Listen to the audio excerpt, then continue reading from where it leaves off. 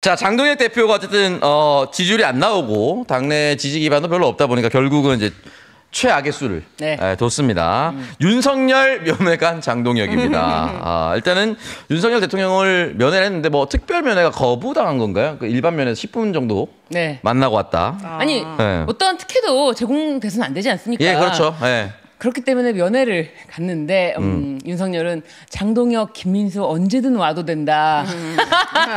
우리 김 위원장은 아무나 언제 와도 좋다. 예. 장동혁이 거기 가고 나서 이제 뭐 어떻게 보면은 당연히 저는 비판을 받을 수밖에 없는데 국민의힘 내부에서도 의원들 단체방에서 욕을 처먹었었다라는 얘기를 MBN의 단독 보도로 알려졌습니다.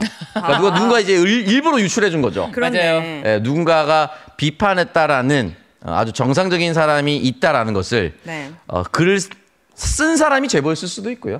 아니면 다른 사람이 제보했을 수도 있고. 이렇게 가는 거면은 그냥 빨리 우리가 국민의힘을 해산시켜 주는 게 이들한테도 평화를 주는 거예요. 다른 사람도 아니고 국민의힘 대표가 내란 수계를 면회 간 거잖아요. 그렇습니다. 지금 나라가 이 지경이 되고 그렇게 난리 진짜 몇 년 동안 너무 힘들었고 저 2025년도가 지금 10월 말이죠. 엊그제 트리가 보여요. 내 2025년도에 반을 다 가져갔잖아 저 인간들이. 그러네. 정말 내 인생이 약간 우리가 대통령 선거 하기 전까지 지옥이었잖아요. 그러니까 반 이상을 날려먹었는데 그거를 가장 잘 알고 있는 인간이 지금 내란 수계한테 갔다라는 거. 빨리 해산이 답이다. 전 이런 생각을 했습니다. 김민수는 그렇게까지 말하지 말라라고 또 이제 얘기를 해요. 왜냐면 여기는 사실은 이제 그 다른 카드가 없습니다. 여기는 무조건 윤어게인 세력이랑 더불어서 갈 수밖에 없는 사람이기 때문에 다른 얘기를 못하고 장동혁 입장에서는 제가 예전에 처음에 선출됐을 때 모 기자로부터 그런 얘기를 들었습니다. 이분 생각보다 정상이다. 그렇죠. 실제로는 정상인데 일단 당선되기 위해서 전환길이랑 손잡을 수밖에 없었고 그리고 당선되기 위해서 반한동훈 세력과 함께했다. 그래서 당선되고 난 이후부터는 하루에 1도씩 돌려서 정상으로 돌아오겠다. 이게 원래 장동혁의 목표였어요. 목표였는데 안 된 거죠.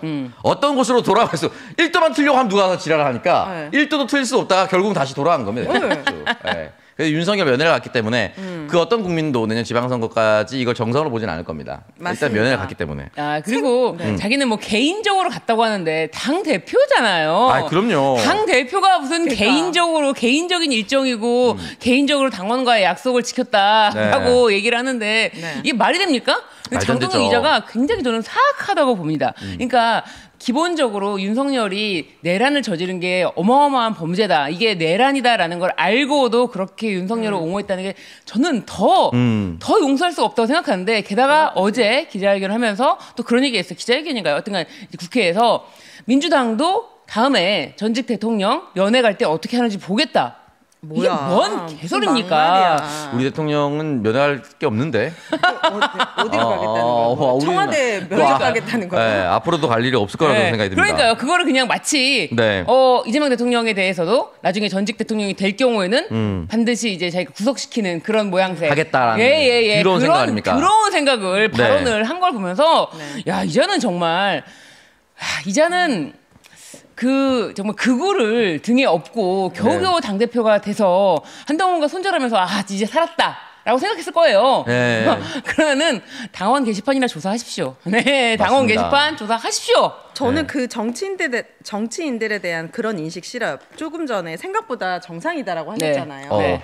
김건희도 만나보면 생각보다 정상일 거예요. 그러니까 생각보다 정상이지만 비정상적인 행동을 하는 것과 생각보다 이 인간 또라이야 했는데 되게 정상적인 행동을 하는 것, 오히려 국민들은 후자를 더 원한다고 봐요. 본인이 옳고 그른 게 뭔지를 알고 그거에 대해서 행동하는 게 정치인으로서 할 일이지 본인들의 권력이나 이득을 위해서 내 생각과 다른 행동을 계속하는 거, 그건 국민들한테 피해를 주는 거죠. 자, 어쨌든 장동혁은 되돌아올 수 없는 길을 건너갔고요. 당내에서 뭐 김재섭이나 정성국이 비판을 했지만 솔직히 말해서 그 정당에 남아있는 건 똑같은 거 아닙니까? 그럼요. 달라봤지만 얼마나 다르겠습니까? 분명히 이 사람들도 민주당으로 온 김상욱 의원처럼 탈출의 기회가 있었습니다. 근데 탈출의 기회를 잡지 않았다는 것은 본인이 이 정당에 남고자 하는 의지가 있었던 거 아니겠습니까? 똑같은 거예요. 네, 하나도 바뀐 게 없었습니다. 그때나 지금이나 비판을 한다고 해서 되게 세련되거나 멋진 것이 아닙니다. 그 당을 나와야죠. 적어도 정치를 할 거면. 그리고 윤석열은 구치소에서 성경과 기도로 무장을 하고 있다. 아, 참신합니다. 네. 성경과 기도? 전 세계 온갖 무속신앙은 다 맞아요. 섭렵을 한 것처럼 보이는데 심지어 일본신까지 네, 아마테라스 네. 했는데 성경과 기도. 성경 구절 중에 기억나는 거 나중에 하나 마지막 물어봤으면 좋겠습니다. 뭐가 있냐? 보통 이제 교회를 이 정도로 열심히 다녔다라고 거짓말할 정도면 기억나는 구절 한 서너 개 얘기할 수 있지 않습니까? 당연하죠. 네. 근데 몇 개나 얘기할 수 있을까? 저는 거의 없다고 봅니다. 전혀 없겠죠. 근데 저는 그런 생각이 들어요. 장동혁 기자도 이제 독실한 기독교 신자라고 알려져 있지 않습니까? 그러니까 이제 극우 기독교 세력에 흐트러짐이 있으면 안 된다. 그런 것 때문에 굳이 성경이라는 이야기를 또 꺼낸 게 아닐까. 왜냐면은 지금 말씀하신 것처럼 윤석열은 온갖 진짜 진짜 일본신까지 아마테라스까지 정말 통일교와 그 유착 관계를 보이면서 했는데 그럼에도 불구하고 사실은 기독교인들이여 윤석열을 버리지 마라. 이런 메시지를 주고 싶어서 굳이 이야기를 꺼낸 것 같아요. 제대로 된 기독교 협회에서는 입장문 내야죠. 이거는 오히려 기독교를 다 극우화 일반화시킬 수 있는 굉장히 잘못된 발언이라고 생각합니다. 기독교인이라고 하면 이제 약간은 전 무교로서도 약간 선입견이 생길 지경이에요. 저도 약간 선입견이 생겼는데 이 화요일마다 여기 오면서 김용민 목사님과 김디모데 목사님 보면서 다시 씻고 마음을 그러니까요. 제가 최근에 아직 몇 분 남아 있어서 다행이긴 합니다. 너무 과거에 친했던 같이 음악하는 친구가 있는데 갑자기 오늘 빨간색으로 해가지고 이렇게 글을 올렸어요. 저는 뭐 보수주의자입니다. 뭐 하면서 뭐 무슨 자유주의를 뭐 하고 뭘 싫어하고 뭘 좋아합니다. 성소수자들을 인정하지 않습니다. 막 이런 글들을 올렸는데 이 친구가 아주 오랫동안 기독교 신자예요. 그리고 그 베이직 교회인가? 또 좀 그런 교회들도 다녔었고 그러다 보니까 약간 기독교가 제대로 하나님을 믿고 그렇게 하는 것이 아니라 오히려 정치적으로 더 뭔가 잘못된 길로 가고 있다라는 생각이 들어서 거기에 제가 어떤 코멘트도 할 수 없겠더라고요. 아니 하셔야죠. 뭐라고 해야 하면 좋을까요? 하셔야죠. 한마디 해주셔야죠. 그러니까 뭐라고 해야 될지를 떠오르지가 않은 거야.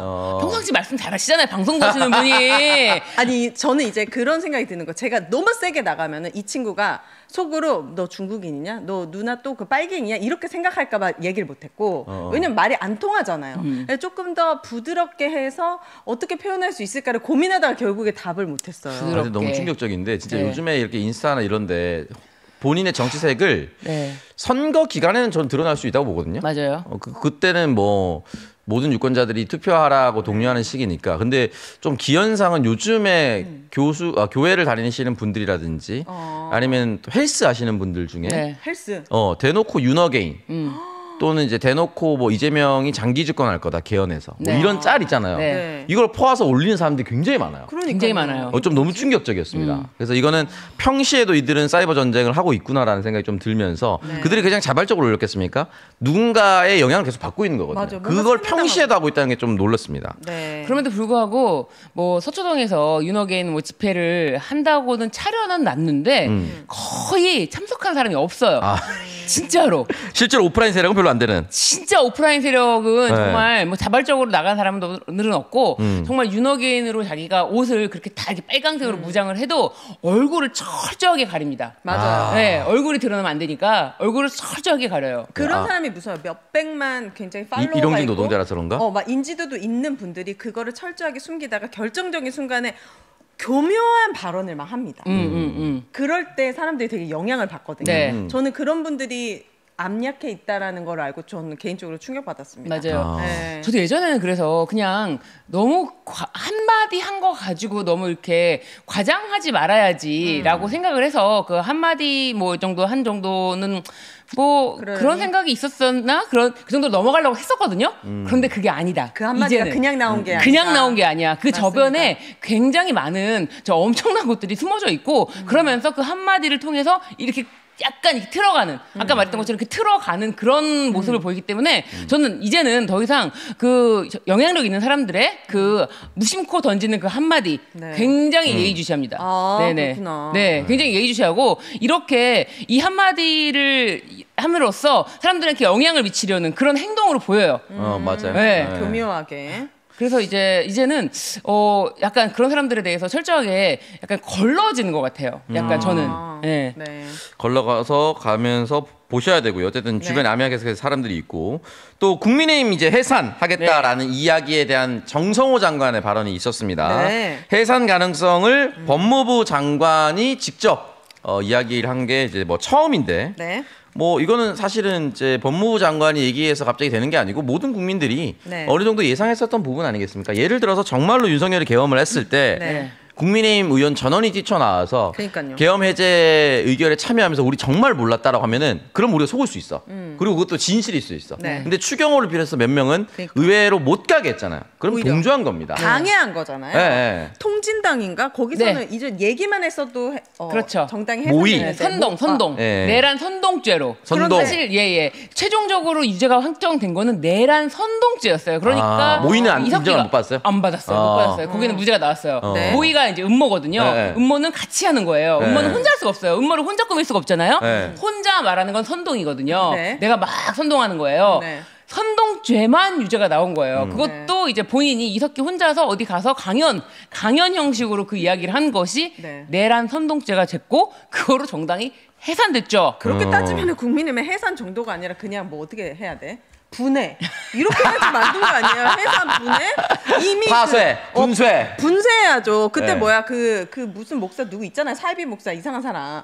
정강은 무대에 올라가가지고 국민의힘 그 의원들 가서 같이 연설하고 소리 지르고 난리를 치고 그거 자체가 선동하는 건데 한남동 앞에 가가지고 나경원 의원 막 화장도 안 한 얼굴 막 가가지고 우리 대통령님 막 이러고 있었던 때가 엊그제 같은데 장난합니까? 그러니까요. 그런데 장동혁이 그 구치소에 면회를 간 행동 자체도 아직도 내란 선동이 끝나지 않았다. 맞습니다.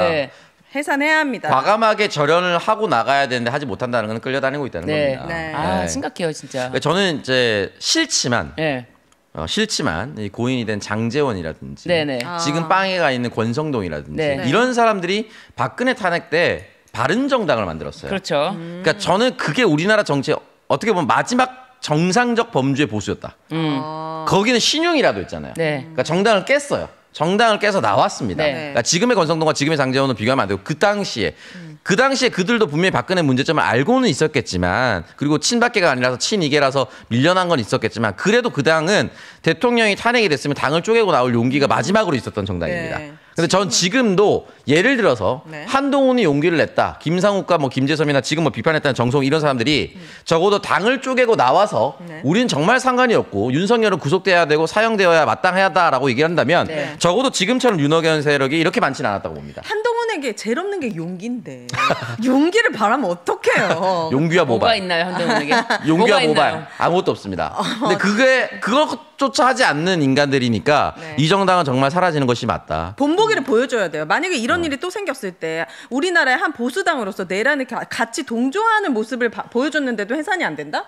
그러면 더 최악의 일들이 일어날 수 있지 않겠습니까? 그럼요. 법리적으로는 충분히 해산 사유가 되죠, 이제. 아니, 너무나 차고 넘칩니다. 사실 최고위원 김민수의 발언을 계속 보십시오.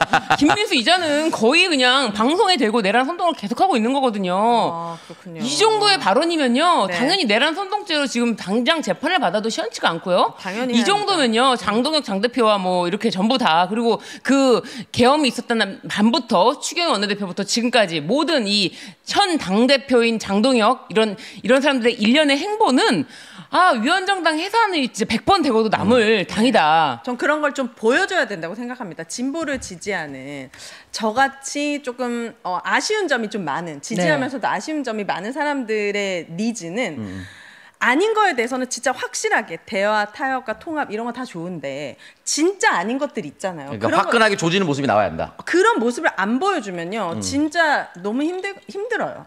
어쨌든 지금은 그 절차로 가고 있으니까.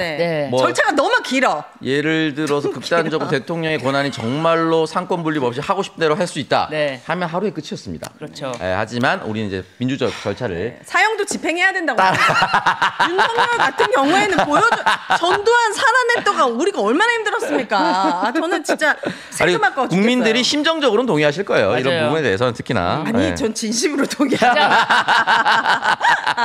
진짜 보여줘야 된다, 제발 좀. 자, 그리고 가장 개혁적인 분. 맞아요. 정말 이게 개혁적이라. 그게 개혁적인 거라고 생각합니다. 아니, 그래요? 제가 너무 과한가요? 아니, 만약에 아니. 실제로 대한민국에서 상식. 사실상 사형 폐지 국가가 아니라 네. 사형제가 정확하게 지켜지고 있는 만약에 나라였다면 네. 그런 생각은 듭니다. 만약에 그런 나라였다면 바로 사형을 시키는 것이 옳은 것이냐, 아니면 평생 두고두고 감옥에서 죄를 뉘우치면서 뉘우치지 않더라도 네? 힘들게 살게끔 내버려두는 것이 옳은 것이냐, 그런 생각이 좀 들 때가 있어요. 저는 힘들게 산 대통령을 본 적이 없잖아요. 빵에 계속 갖다 놓고. 이명박, 전두환, 노태우 다 빵에 갔지만 사면받아서 다 나와서 마지막까지 떵떵거리고 잘 살았어. 단 한 번에 얘도 보여준 적이 없어요. 우리나라 역사는. 그럼 윤석열, 김건희 같이 정말 우리나라를 너무 심각하게 망쳐버린 사람들에 대해서는 저는 보여줘야 된다고 생각해요. 그래야지 최소한 이런 악마들이 내가 죽을 수도 있겠구나. 이렇게 하면 정당이 해산될 수도 있겠구나라는 생각 때문에 그래도 좀 더 나아지지 않을까라는 생각이 들어서 얘기했습니다. 진짜 굉장히 고민되는 지점인데, 근데 이제 그런 거를 가지고 굉장히 또 장사를 하잖아요. 마치 희생된 사람으로.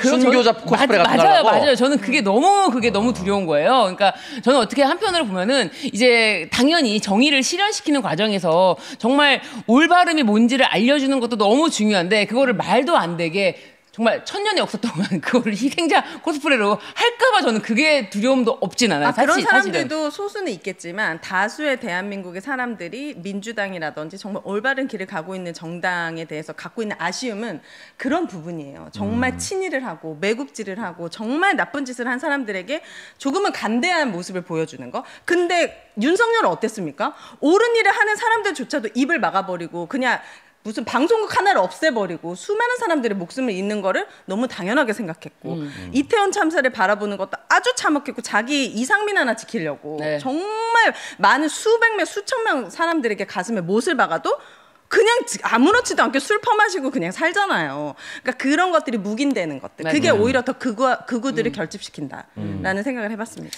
그래서 지금 어저께 이제 특검에서 노상원 수첩 관련해서 노상원을 내란 목적 살인, 살인 예비 음모로 지금 수사를 시작하지 않았습니까?